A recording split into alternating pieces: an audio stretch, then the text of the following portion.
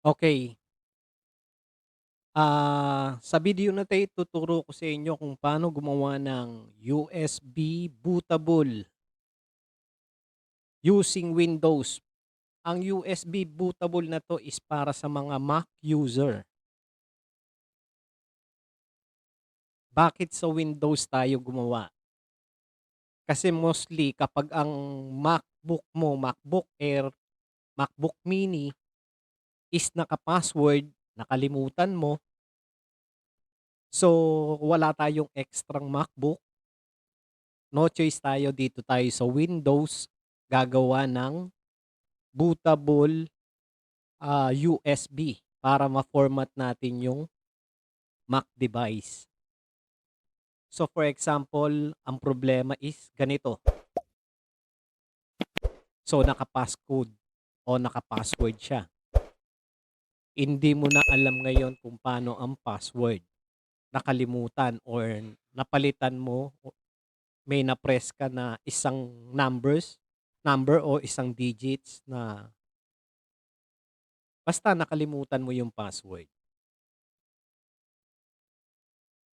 Ganyan ang status. So, puwede niyong i-apply ito para kayo na lang din ang gagawa. So, hindi niyo na kailangang pumunta kung saan-saan, especially sa mga Mac user. Okay. So, siyempre una kailangan natin ma-determine kung ano ang mid-year. Ano nga ba ang mid-year? So, yun yung, year release kung tawagin. Paano natin malalaman?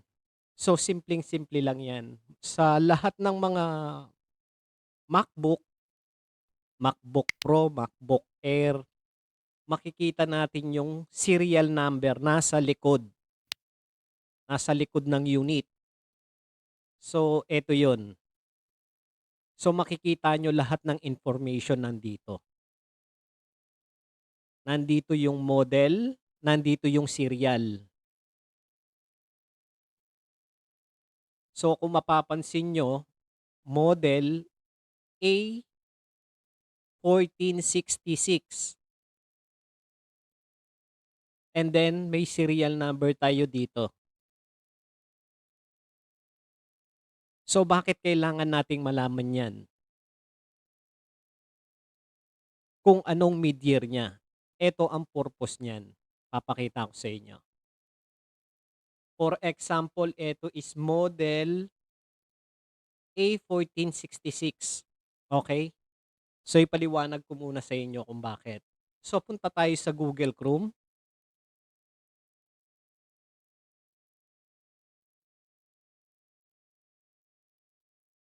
Then, i-type nyo lang is A1466.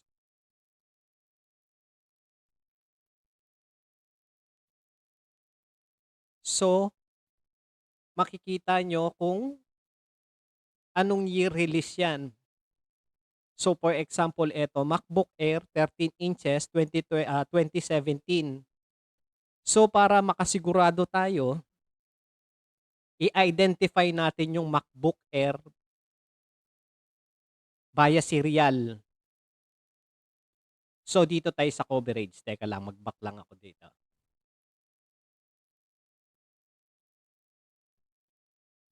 So, eto. Ilalagay ko na lang yung link na to sa description box para makita nyo na lang. Para madali nyong ma-search. So, kailangan lang natin is mag-check tayo ng serial.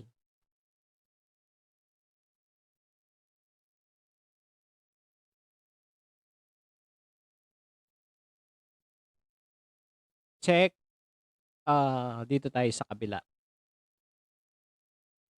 Etong option na 'to. So, pindutin nyo lang 'tong check coverage and then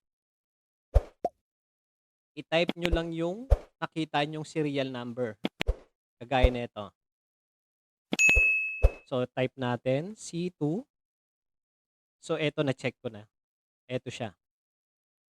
And then, yung CAPTCHA ilagay nyo lang C4 DMN. nm. Okay. Then submit.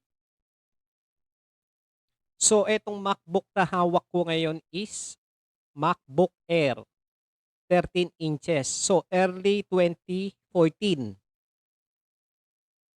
Okay? Ito yung purpose niyan, bakit kailangan nating malaman 'yan. Punta naman tayo dito sa mag-open kayo ng, browser ulit, and then i-type nyo lang MacBook Air 2014 latest update. So sasabihin niya dito kung ano yung pinaka-last OS na puwede niyong ilagay sa unit. For example, etong model na 'to is 2014, ang pinaka-last OS niya is Big Sur. Big Sur na 'to. Teka, dito tayo. Okay, eto. The last macOS update officially supported by the 2014 MacBook Air is macOS Big Sur. So, alam na natin kung anong OS ang gagamitin natin dito sa MacBook Air na 'to. So, gano'n siya kaimportante. Bakit kailangan nating malaman? Ngayon, alam na natin, punta naman tayo dito sa download naman tayo ng mga software na kailangan natin. Okay? Tapos na tayo diyan. Una, kailangan natin siyempre at least 16 GB na flash drive. Dito natin ilalagay yung pang-format natin. 16 GB. At least. Okay? Then, next, kailangan natin ng software siyempre. So, i-download muna natin yung DMG file na Big Sur. So, ilalagay ko din tong link na to sa description box. So, eto yung Big Sur. So, kung gusto nyo mapabilis yung downloading nyo, gumamit kayo ng IDM. IDM is free software. IDM. So, i-download nyo lang tong IDM na to. Katulad nito. Etong IDM na to. So, ganito lang kasimple gamitin si IDM. So, na-download ko na yung Big Sur. Okay? Then, balik lang kayo dito sa archive.org. And then, punta kayo ng Big Sur. I-right click nyo lang and then copy link address. Copy link address. And then, dito sa IDM, add URL lang. And then, okay. So, hintayin nyo lang matapos yung download. After nun, makikita nyo yung download na yan, nandito sa download folder. Nandyan lang yan. So, sa akin kasi, kinat ko na, linagay ko sa desktop. Okay? So, maliwanag, meron na tayong software, may firmware na tayo. And then next, ang gagamitin natin, pang-create ng bootable is Transmac. So, kuha tayo ng Transmac.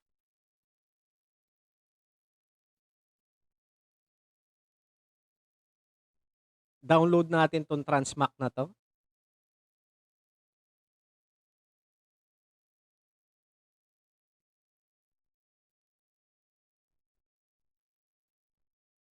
Open. Lagay muna natin sa desktop. Extract natin.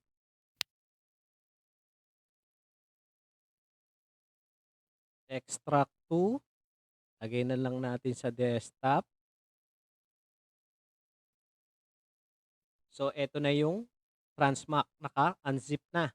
So, install lang natin.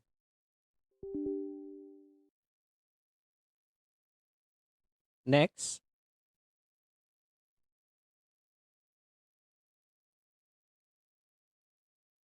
Next. Install. And then, wag nyo munang i-run. Finish nyo lang. Okay, syempre, isaksak na natin yung USB natin sa USB port.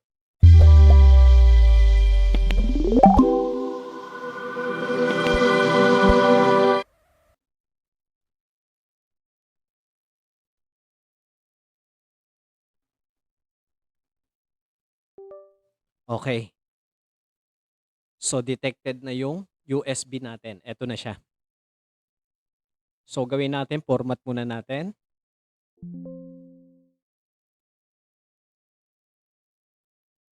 So, etong tutorial na 'to hindi niyo na kailangang pumunta pa kung saan-saan. Maski kayo mismo kayang-kaya niyo 'tong gawin.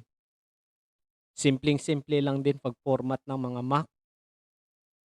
MacBook, MacBook Air, Mac Mini, 'yan. And then siyempre, close na tayo diyan, back tayo sa Transmac. Transmac, right click, and then run as administrator. Hintayin niyo lang. Eto, free ano naman 'to, free software naman in 15 days. And then run.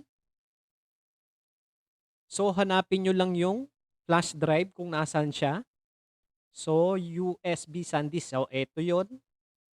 And then, format this for Mac. Okay? Importante ito. So, kailangan nating i-format muna para maging format this siya for Mac. Okay? Napaka-importante na ito.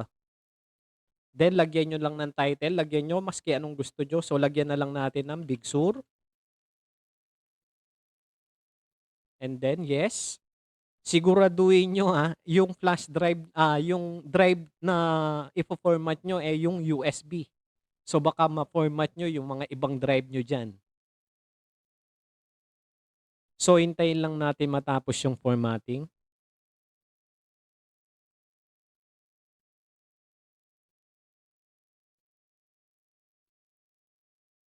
So sundin nyo lang step by step ang paggawa nito.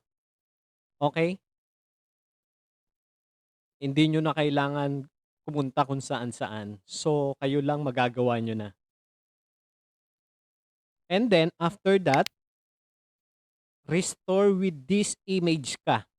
Right click ka ulit dun sa drive na yon na USB flash drive mo. Okay? Restore with this image. Then yes. And then select mo lang yung dinownload mong firmware kanina, like yung na-download ko is Big Sur. So, i-press mo lang tong mini box na to. And then, nasa desktop yung Big Sur natin. So, select lang yan. And then after that, okay lang.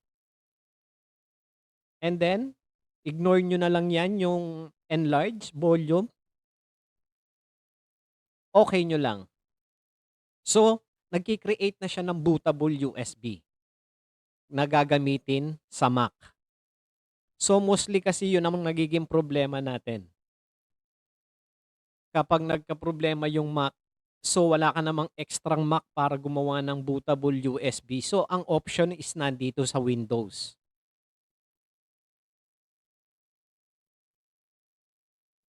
So, hintayin lang natin matapos yan. Sipol-sipol o magtimpla ka muna ng kape. So, eto naman at least mga 10 to 15 minutes. Depende sa speed ng gagamitin mong Windows. Minsan nagdadala din yan yung speed ng computer mo kung gaano kabilis. So, yung sa akin hindi naman siya gano'n kabilisan. Magre-range 'to ng 10 to 15 minutes, I think. Bago ang lahat pala, bagong channel 'to.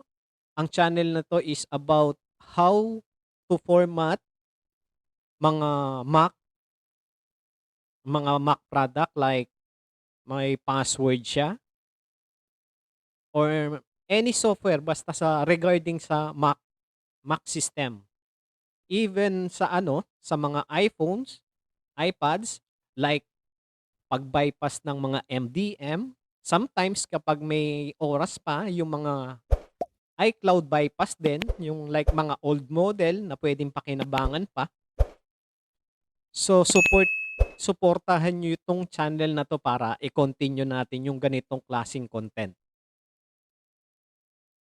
Actually, so lahat makaka-relate dito. So yun lang, paki-subscribe, support ng channel, i-hit yung notification bell, siyempre mag-comment ka kung anong gusto mong gawin nating content para dito sa channel na 'to. Kung anong gusto mong malaman, ituturo ko hangga't kaya ko. So,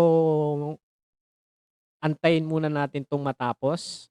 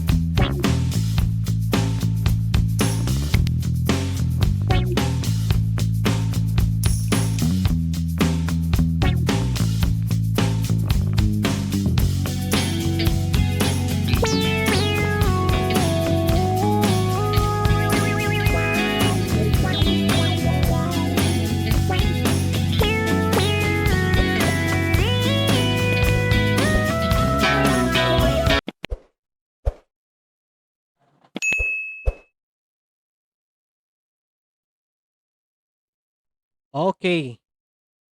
So, kung mapapansin niyo, restore complete na tayo. Okay, so ibig sabihin, ready to use na yung ating bootable USB flash drive.